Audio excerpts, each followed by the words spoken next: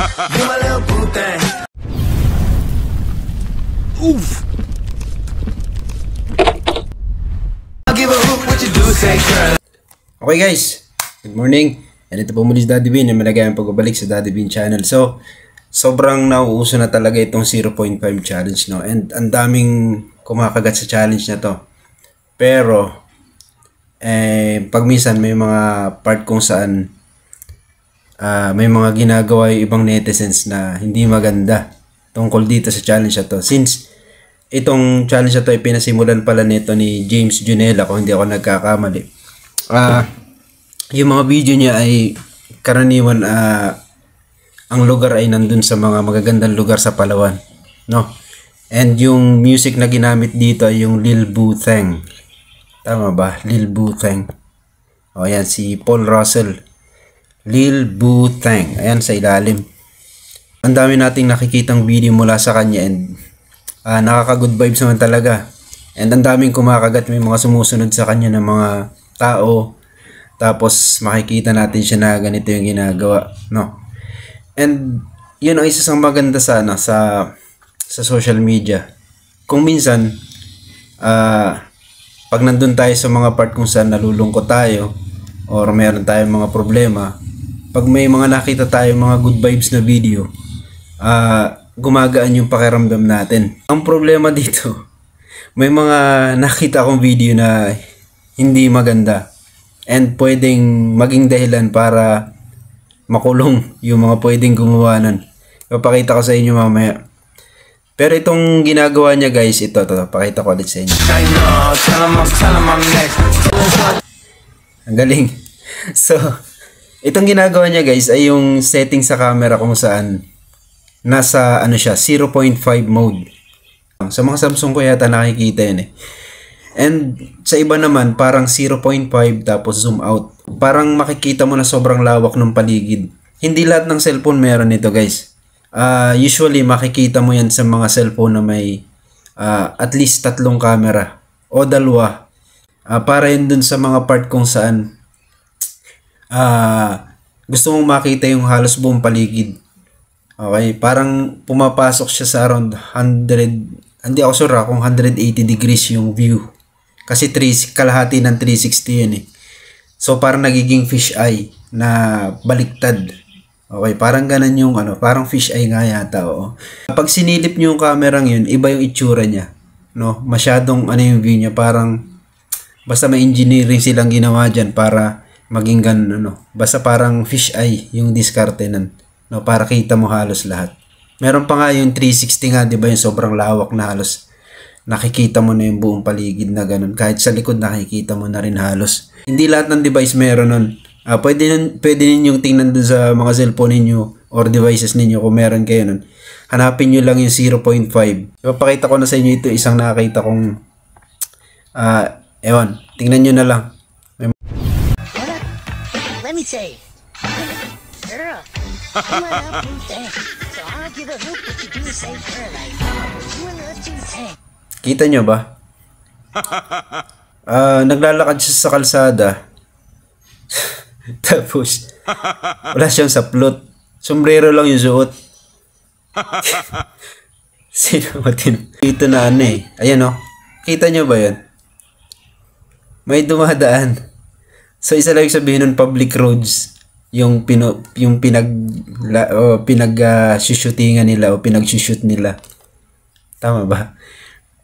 Ibig sabihin, pwede tong maging dahilan para sa mga pwedeng magkaroon ng aksidente o kaya hindi maganda sa paningin ng tao. Hindi ko sure kung anong pwede ikaso dito eh. No? Hindi naman ako sa batas. Pero, I think, pwede yung indecent something or indecent exposure. May ganun ba?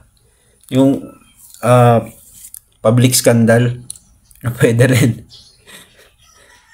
Comment guys sa baba kung meron kayong pwedeng maisip na ikaso dito sa taong ito. Huwag nyo gagawin yun guys, no?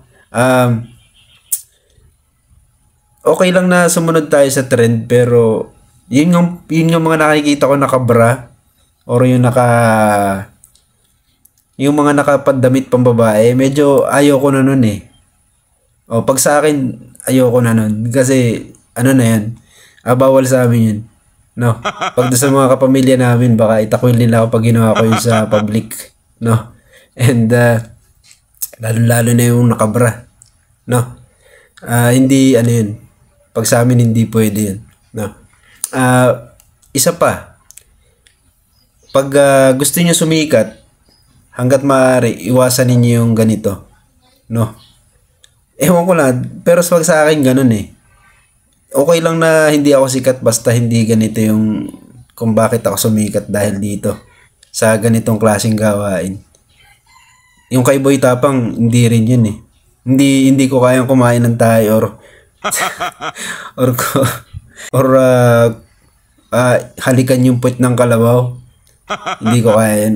May mga pagkakataon na pumupunta tayo dun sa tinatawag na kailangan meron kang barrier o harang na hanggang dun ka lang.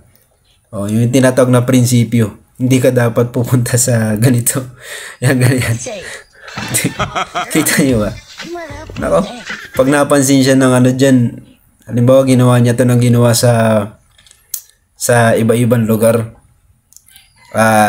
pwede siyang hulihin.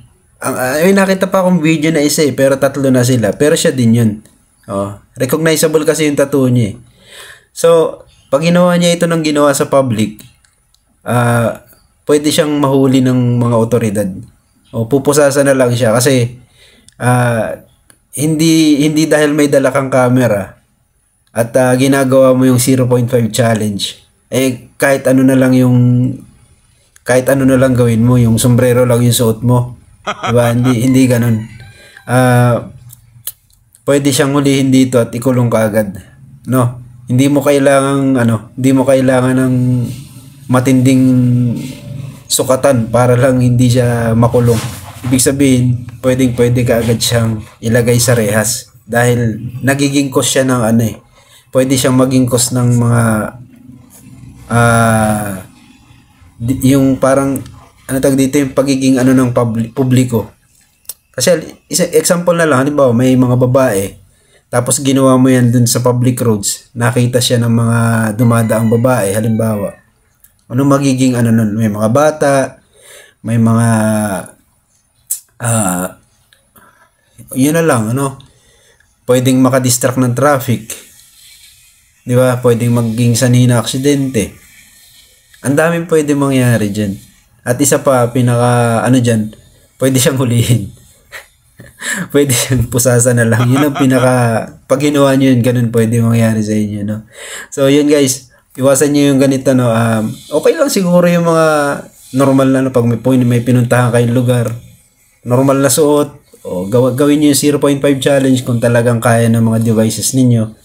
Kasi, yun nga, hindi lahat ng device pwede dito, Although, kahit ano naman din siguro, basta gamitin mo lang yung action, although mas maganda talaga pag sakto yung device mo, di ba?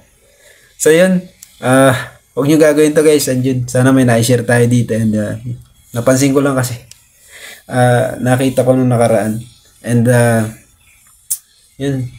So yun guys, sana may na-share tayo dito, and ito po muli si Daddy Bean. Magandang araw sa inyo, bye.